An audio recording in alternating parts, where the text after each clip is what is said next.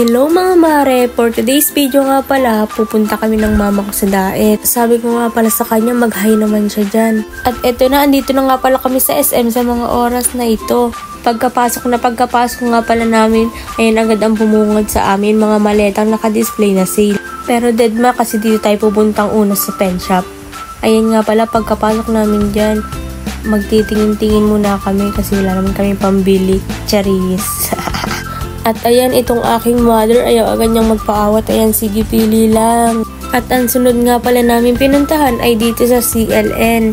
Nagtitingin-tingin nga lang rin pala kami dito.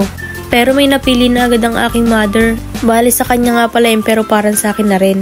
Tumaas nga rin pala kami dito sa second floor kasi sabi ko may titingnan lang ako, pero ayan, nabudol ko siya mga mare, diba?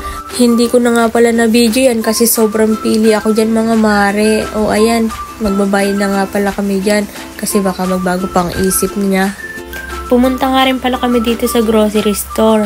By the way, thank you nga pala dito mother.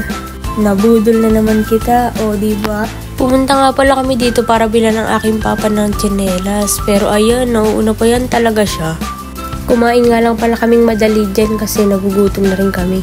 At pauwi na nga rin pala kami sa mga oras na ito. Magbabas nga lang din pala kami dyan kasi wala naman kaming service na dala.